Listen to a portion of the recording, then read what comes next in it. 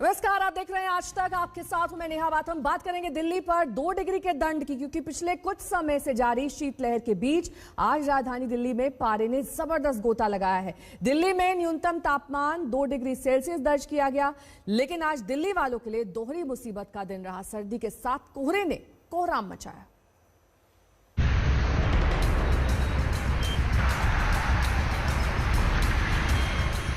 गुम हो गई सड़कें, सड़कों पर गुम हो गई गाड़ियां, गुम हो गई बड़ी बड़ी इमारतें। घने कोहरे में गुम होती नजर आई दिल्ली। ये आज सुबह की तस्वीर है। कड़ाके की सर्दी के साथ कोहरे ने ऐसा कोहराम मचाया कि 50 मीटर आगे तक देखना मुश्किल हो गया। सुबह करीब 9 बजे आईटीओ ब्रिज का हाल देखिए। सुबह के 9 बज रहे हैं और हम लोग आईटीओ ब्रिज पर मौजूद हैं। सुबह के 9 बजे आप देख सकते हैं क्या है हालात कोहरे के, किस तरीके से फॉग पड़ रहा है कि जो भी गाड़ियां यहां पर आपको आती हुई रोड पे नजर आएंगी, सभी ने अपनी पार्किंग लाइट जला रखी है। वजह यह है कि फॉग यहां पर बेहद ज्यादा है। क्योंकि ये इलाका खुला है, इस वजह से यहां पर ज्यादा फॉग है। लेकिन इसी तरीके से फॉग जो दिल्ली के कई इलाके हैं वहां पर भी पड़ रहा है।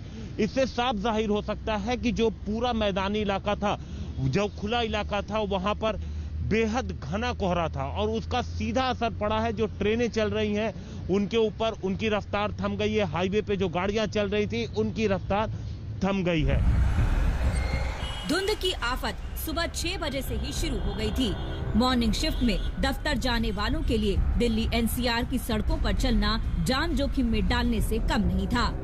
सुबह करीब 7 बजे का हाल देखिए। राजधानी वासियों को इस हफ्ते भी कड़ाके की ठंड से राहत मिलती नजर नहीं आ रही है। उत्तर भारत सहित देश की राजधानी दिल्ली पूरी तरीके से शीतलहर की चपेट में है। इसके साथ साथ अगर बात की जाए तो तापमान में भी लगातार गिरावट जो है वो दर्ज की जा रही है।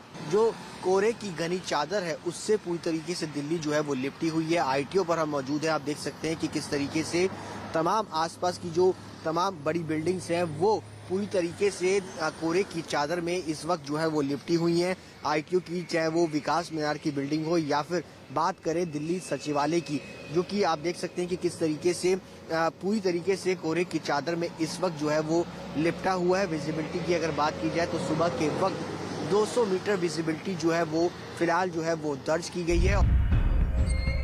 आज सुबह दिल्ली के 5 इलाकों की तस्वीर पर नजर डालिए।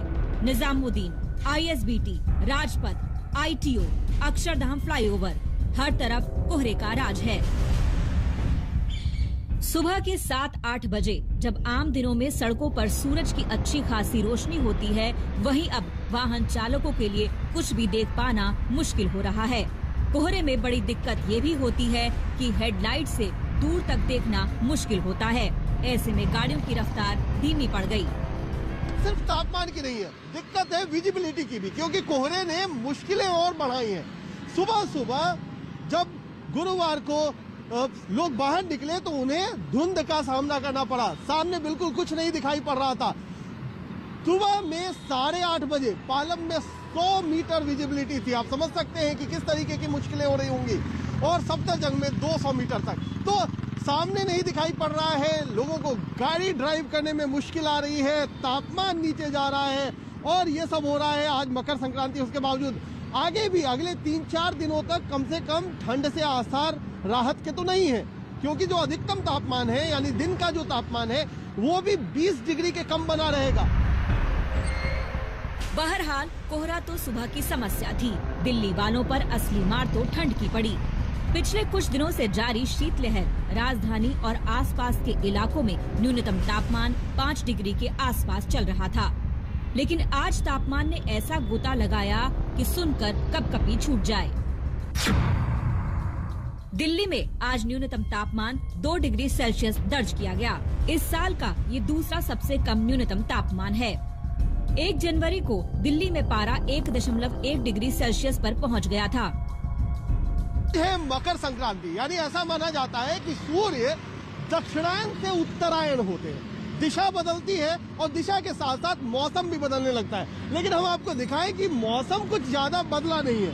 आज तापमान रिकॉर्ड किया गया 2 डिग्री सेंटीग्रेड, जो कि न्यूनतम तापमान में 1 जनवरी के बाद सबसे कम है। 1 जनवरी को 1.1 डिग्री सेल्सियस दिल्ली में तापमान रिकॉर्ड किया गया था। जरा पिछले कुछ दिनों में दिल्ली के न्यूनतम तापमान का हाल देखिए। यहाँ हर रोज पारा गिर रहा है। 9 जनवरी 10.8 डिग्री, 10 जनवरी 7.8 डिग्री, 11 जनवरी 7 डिग्री, 12 जनवरी 4.3 डिग्री, 13 जनवरी 3.2 डिग्री, 14 जनवरी 2 डिग्री। अनुमान के मुताबिक इस हफ्ते शीतलहर सुबह और रात के साथ दोपहर में भी सर्दी बढ़ा सकती है। रविवार तक न्यूनतम तापमान के साथ दिन के तापमान में भी कमी दर्ज होने का अनुमान है। इस वक्त जब सूरज निकलने की वजह से अमूमन मौसम में गर्माहट आती है, उस वक्त भी सर्दी का एहसास बना रहेगा।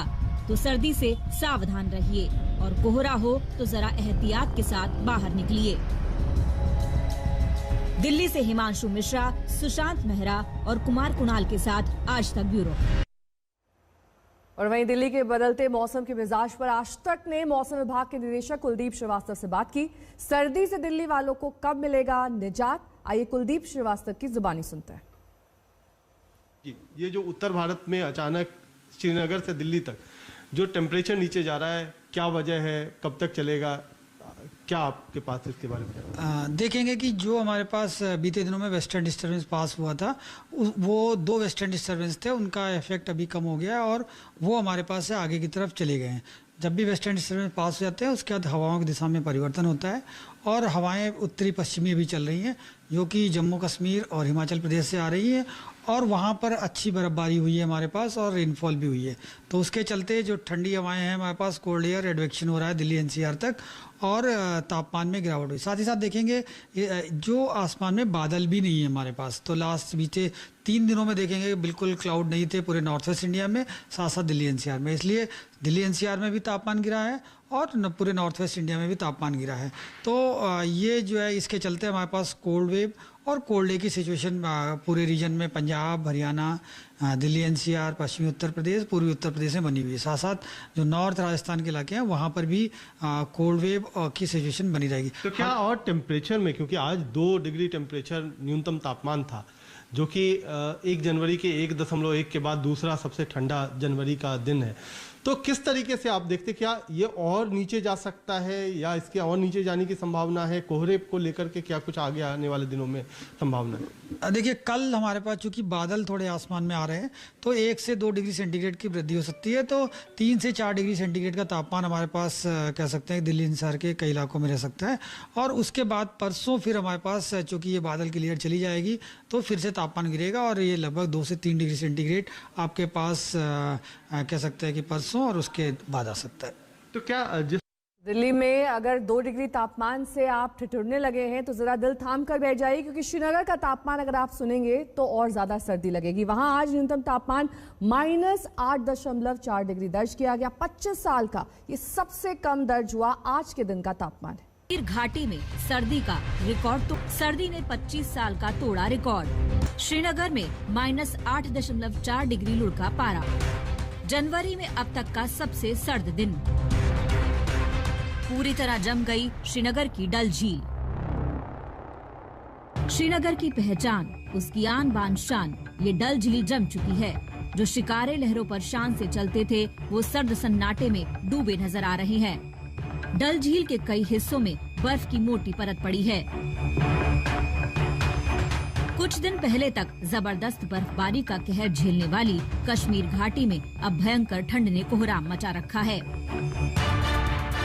बीते 25 साल में जनवरी महीने में पहली बार श्रीनगर में पारा -8.4 डिग्री दर्ज किया गया। 1991 में जब से श्रीनगर में तापमान दर्ज होना शुरू हुआ है तब से ये दूसरा सबसे सर्द दिन है। कल श्रीनगर का पारा 7.8 डिग्री सेल्सियस दर्ज हुआ था।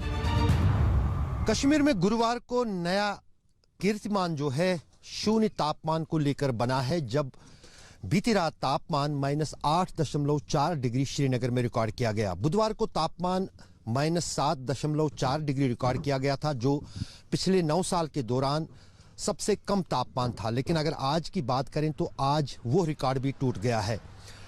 पिछले कई दिनों से कश्मीर में शीतलहर चल रही है ठंड की वजह से, और हम इस वक्त श्रीनगर के प्रसिद्ध डल झील में हैं, जो पिछले कई दिनों से जमना शुरू हुआ है और अब पूरी तरह से ये झील जो है जम चुकी है। यहाँ पर जितने भी शिकारे हाउस बोट हैं वो बर्फ में पूरी तरह से अटके पड़े हैं और उनको निकालना या उनका चलना फिरना काफ़ी मुश्किल हो रहा है। मौसम विभाग ने साफ कहा है कि आने वाले दिनों में तापमान में इसी तरह की गिरावट जो है देखी जाएगी, लेकिन 18 और 19 जनवरी को एक बार फिर कश्मीर में मौसम का मिजाज बदलकर और बर्फबारी का दौर शुरू हो सकता है, जिससे लोगों की दिक्कतें और बढ़ेंगी, क्योंकि जो सड़कों पर बर्फ जमी हुई है खासतौर से दूर दराज इलाकों में, उस पे जब ताज़ा बर्फबारी होगी तो जाहिर है कि बर्फ भी ज़्यादा जमा होगी और लोगों के लिए चलना फिरना भी मुश्किल होगा।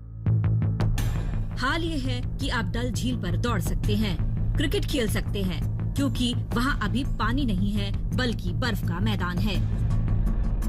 कश्मीर घाटी में कल रात का जो तापमान है वो करीब -8.4 रिकॉर्ड किया गया है और इसकी वजह से डल लेक जो है वो जमी हुई है, फ्रीज हो चुकी है। इन तस्वीरों में आप साफ देख रहे हैं कि किस तरीके से डल का पानी जो है जमा हुआ है। और मैं आप यकीन नहीं करेंगे, मैं इस वक्त डल के ऊपर हूँ, मैं डल के पानी के ऊपर चल रहा हूँ। अद्भुत तस्वीरें हैं ये, ज़िंदगी में शायद पहली बार मैंने भी ये एक्सपीरियंस किया है।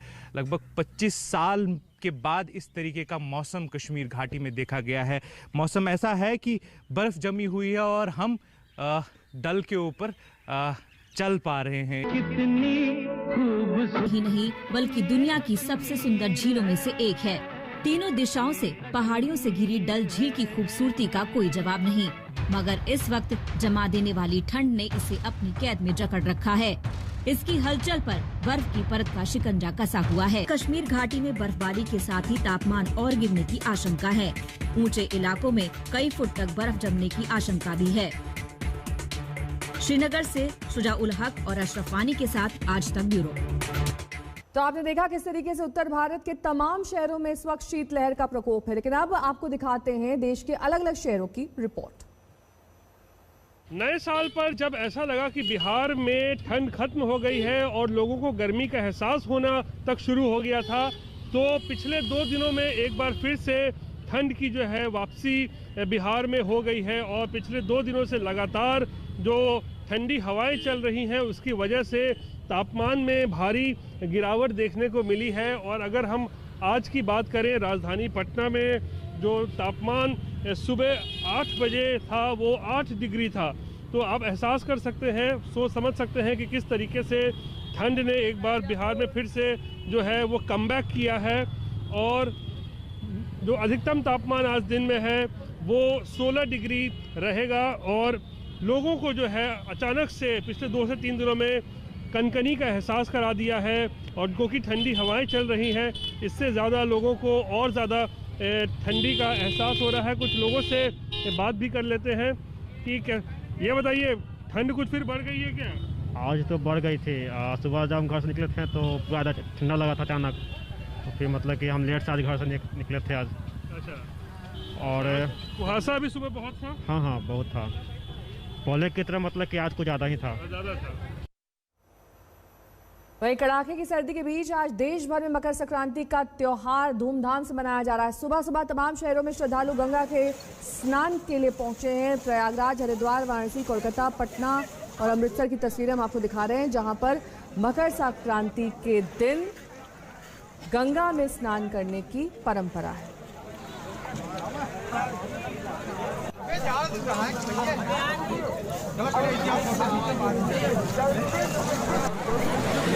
पंकज पीछे थोड़ा सा।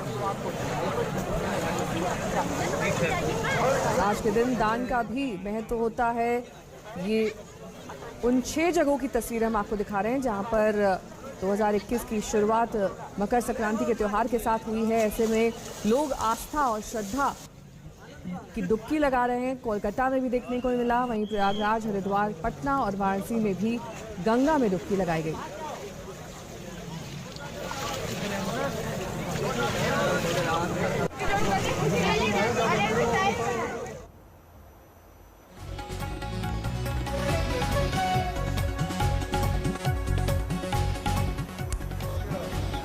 वहीं अमित शाह आज अहमदाबाद के जगन्नाथ मंदिर पहुंचे, वहां पर पूजा अर्चना की और ये देखिए संकल्प लेते हुए यहाँ अपनी पत्नी के साथ अमित शाह दिखाई दे रहे हैं। गृह मंत्री अमित शाह का ये अहमदाबाद का दौरा, और जानकारी के मुताबिक हर साल इस तरह की परंपरा निभाते हैं अमित शाह। आज भी मकर संक्रांति के दिन वो जगन्नाथ मंदिर पहुंचे, वहां पर विधि विधान के साथ पूजा अर्चना की।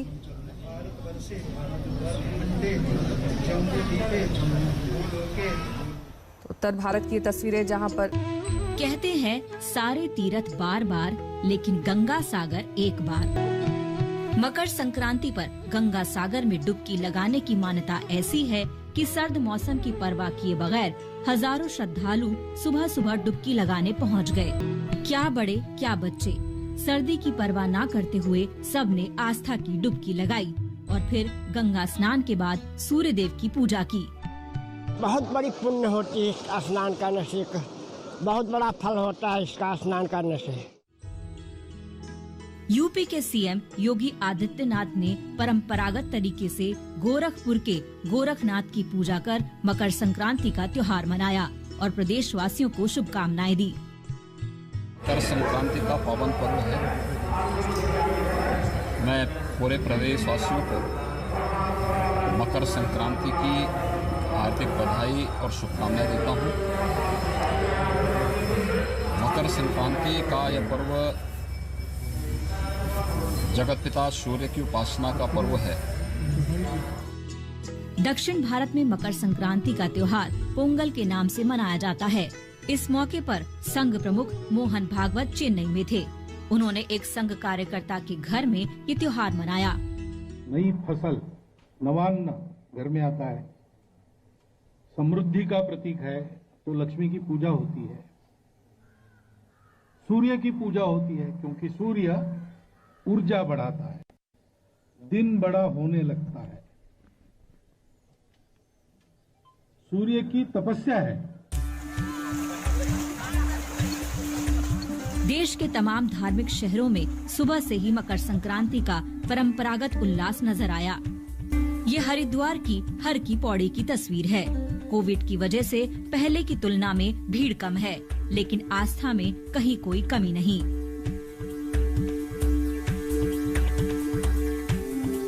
भगवान शिव की नगरी काशी के तमाम गंगा घाट भी श्रद्धालुओं से भरे नजर आए। सुबह से बड़ी तादाद में श्रद्धालु अलग अलग घाटों पर स्नान करते हुए दिखाई दिए। गंगा स्नान के बाद भजन कीर्तन का भी आयोजन संपन्न हुआ। तुलसीदास जी लिखते हैं, माघ मकर गति रवि जब हुई तीरथ आओ सब कोई। अर्थात माघ मास में जो 5 स्नान होते हैं उसमें मकर संक्रांति का स्नान प्रमुख होता है। लेकिन इस बार ऐसा नहीं है। इस बार माघ मास नहीं, पौष मास में ही जो है मकर संक्रांति पड़ रही है। माघ मास में एक स्नान कम होगा। अब यूपी के चित्रकूट का नजारा देखिए। चित्रकूट में श्रद्धालुओं का हुजूम उमड़ आया और लोगों ने प्रवाह वाहन मंदाकिनी नदी में डुबकी लगाकर भगवान। रुकेंगे। नमस्कार, मैं हूं अंजना ओम कश्यप। हमें उम्मीद है ये वीडियो आपको पसंद आया होगा। लेटेस्ट खबरों के लिए यूं ही देखते रहिए आज तक, और इस वीडियो के पसंद आने पर लाइक, शेयर एंड सब्सक्राइब करना ना भूलें।